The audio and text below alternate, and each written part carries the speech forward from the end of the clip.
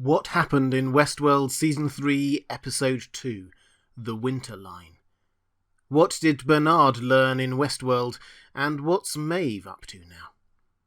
Hi everyone, this is Robert. Welcome to Deep Geek. I'll be covering Westworld Season 3 in full, so if you want episode breakdowns, explanations, live discussions and much more, please click on the subscribe button in the bottom right of your screen and the bell icon. There are, of course, spoilers here if you haven't seen the episode yet. Whereas the Season 3 premiere focused on Dolores and the new character of Caleb in the outside world, this time we pick up on Bernard and Maeve. We don't see Dolores at all, although her shadow still looms large over the action. Even off-screen, she is still the primary protagonist here. Her actions, or people's concerns about what she might do, drive Bernard to do what he does, and towards the end of the episode are revealed to be what is driving Serac to do what he does. Let's start with Bernard. At the end of the last episode, we saw him heading back to Westworld. Whatever he had been doing on the mainland for 3 months or so, other than lying low and growing an impressive beard, he seemed to come to the eventual conclusion that it was time to be proactive. Dolores had managed to successfully pin the blame on him for what happened in Westworld, so on his own in the outside world he probably wouldn't be able to stop her. In fact, in this episode, Bernard even admits that he doesn't even know what Dolores' objective is, to destroy humanity or subjugate them, let alone how she is planning on doing it. This uncertainty about Dolores' true motivations will be a running question mark throughout this season. Bernard's new plan is to recruit Maeve. This is quite sensible. Maeve can quite literally rewrite hosts' code simply by standing near them. But Maeve was last seen lying dead on a beach in Westworld, hence Bernard going to Westworld to try and track her down. Incidentally, we get a bit of an insight into what is going on within Delos and the parks in this episode, because hundreds, thousands of people are still employed there, and no doubt a lot of backroom support staff too. The parks themselves are shut down after the massacre, but everyone is still working or going through the motions of it, waiting to see whether they will be laid off, or the company bought out, or have to fend for themselves, or whatever. Bernard's first port of call is to Ford's old off-grid house and secret lab. Ford kept things there cut off from the rest of the Delos infrastructure, so Bernard could hunt for Maeve from there without people being able to track him. Unfortunately, when he gets there, he finds his old control pad broken. Instead, he finds Stubbs. We discovered at the end of last season that Stubbs is also a host, but now he seems to be having the equivalent of a host existential crisis. His last order from his creator, Ford, was to help Bernard get safely off the island and cover his tracks. That didn't go so well. Stubbs' only other general role was to protect the hosts in Westworld. That wasn't really an option for him, so he didn't really feel he had a reason to exist anymore. He tried to end it by shooting the explosive charge in his neck that all hosts have to prevent them from leaving the park. He missed. Poor Stubbs.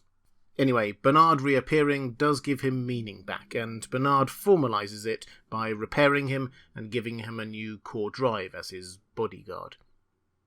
The rest of what the two of them do on the island is setting things up for their arc this season. They look for Maeve and find her body in cold storage, although someone has taken her control unit. They don't know who, so their best guess is Dolores. Bernard takes the opportunity to run a full diagnostic of himself with software that he hasn't made himself, still paranoid that Dolores may have corrupted him in some way or is influencing his actions. There are 2 key points here. First, we still haven't seen the results of these self-diagnostics. We didn't last episode, and we didn't this time either, so like Bernard, we can't be sure that Dolores isn't playing some clever game with his coding. And second, although Bernard talks about running a self-diagnostic, what we see is him accessing his memories from just before he was killed at the end of Season 2. From this, he sees who Dolores had been investigating in the Forge. The Forge, remember, is the place where the coding of all the humans who went into Westworld was held.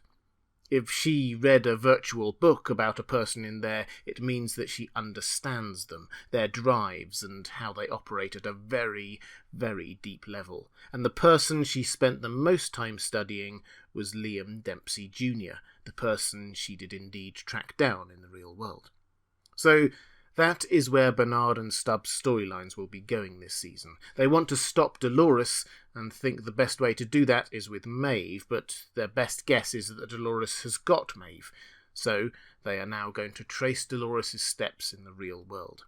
Expect to see them finding Liam Dempsey Jr. in the next episode or two. Of course, their assumption that Dolores has got Maeve is just that, an assumption, because we see Maeve, where she is, and what she's up to in this episode. Maeve, it would appear, is in a simulation for most of this episode. It takes her and us a little bit to figure out what's going on, because at first it seems like she has just been put into another one of the parks on the island, Warworld, set in Italy during the Second World War. She has the role of a partisan resistance fighter.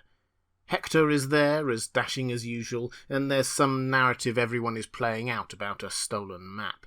The simulation is quite a deep one, in that it allows her to die and wake up to being repaired by technicians and get sent back into the park, just like in Season 1. But the clues keep adding up that everything isn't right. She doesn't have her powers to command other hosts. Felix and Sylvester don't seem to recognise her, and fundamentally, the creators of the simulation misunderstood Lee Sizemore's motivations in Season 2. In recreating him inside the simulation, they presumably used what data they had on him from when he wasn't a particularly nice person. They had to assume that his self-sacrificial death to save Maeve was because he'd fallen in love or lust with her. But that wasn't the case. He had changed, and he was doing what he thought was the right thing. Of course, none of that or anything that happened in the simulation matters, except that it showed Maeve that she was in a simulation. Her plan to overload the system, causing it to glitch, then hack from the system coding to the real-world coding so that she could see what was going on, was both clever and successful, even though her real-world escape plan didn't quite go to plan. But the real question here is, why was she in that simulation in the first place? It was made for her, apparently in a bit of a rush, hence there being some glitches in the system that hadn't been smoothed out, in order to extract information from her.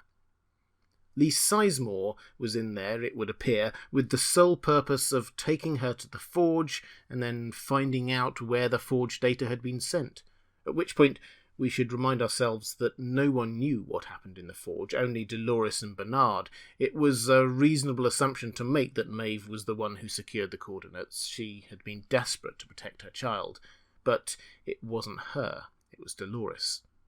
The Lee simulation tried to get her to access it herself, and when it became apparent that Dolores was the one responsible, tried to find out whether Dolores might have told her somehow. When she wakes up and talks to Serac, who clearly was behind that simulation, he admits that he had thought that she was an existential threat to all his plans, but had discovered that it wasn't her just a short while before Maeve made her escape attempt into the real world, that the real threat was Dolores. He discovered that, it would appear, when Maeve, in the simulation, admitted that she'd never even been to the forge, still less read the coding of key Insight personnel or hidden the forge data. It was Dolores who had done all that. In other words, the whole point of the simulation was to get Maeve to the virtual forge and find out what she knew and where the forge data was. Serac's plans for Maeve changed the instant he discovered that she wasn't the threat. It's Dolores who is free in the real world, with detailed knowledge of the rich and powerful of the world, sole access to the huge data of the forge, and a huge grudge against humanity. Rehoboam has seen the threat. Although it is an exogenous threat, something outside its understanding, the hosts as a completely new sentient race, so it is unable to properly compute how to deal with it. What it does mean is that it can no longer control the future of the human race because it no longer has control over all of the most important actors in this. So Serac is fighting back.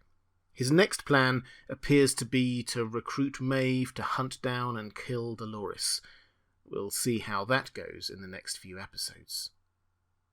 We should also take a moment to talk about timelines. Most of what happened in episode 1 seems to take place about 3 years after the events of season 2. We hear that being discussed in the Delos board meeting, and Bernard sees a news report, for example. I think we can be reasonably certain that Bernard's timeline carries on straight from that, but we do not yet know when Maeve's story in this episode was from. It was presented as if it were happening at the same time as Bernard's, but we don't know that. Perhaps it was much earlier, and Maeve has been out in the real world for some time now. As always with Westworld, it's best not to assume anything when it comes to timelines. In Deep Geek, we'll be covering Season 3 of Westworld in full. The link to my Season 3 playlist is on the left of your screen, so please click on that if you want more episode breakdowns, discussions and theory videos about this season. Or if you'd like to support In Deep Geek and get access to some of the content I create exclusively from my patrons, please click on the link on the right of your screen. Thanks for watching, take care, and I'll see you again soon.